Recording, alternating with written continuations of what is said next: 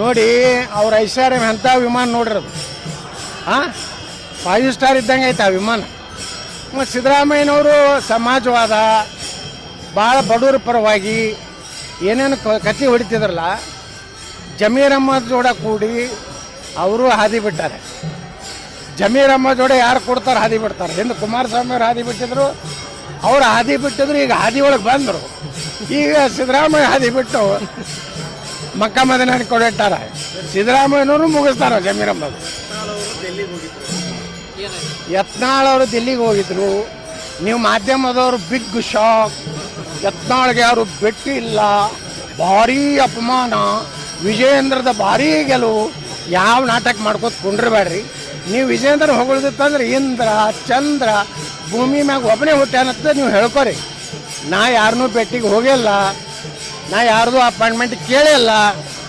ನನಗೇನು ಬೇಕು, ನನಗೇನು ಅಪಾಯಿಂಟ್ಮೆಂಟ್ ಅವಶ್ಯಕತೆ ಇಲ್ಲ. ನನ್ನ ವೈಯಕ್ತಿಕ ಕೆಲಸ, ನಮ್ಮ ಕಾರ್ಖಾನೆ ಕೆಲಸಕ್ಕೆ ಹೋಗಿದ್ದೆ. ಶೋಭಾ ಕರಂದ್ಲಾಜೆ ಅವರು, ಪ್ರಹ್ಲಾದ್ ಜೋಶಿ ಅವ್ರನ್ನ ಒಂದು 4-5 MP ಭೇಟಿಯಾಗೀನಿ.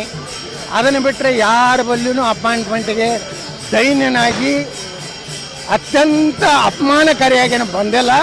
ತಮ್ಮ ಮಾಧ್ಯಮದವರು ನಿಮಗೆ ಕೆಲವೊಂದು ಪ್ರೀತಿ ಅದಾವೆ, ನಿಮ್ಮ ಮಾಲಕರುಗಳಿಗೆ.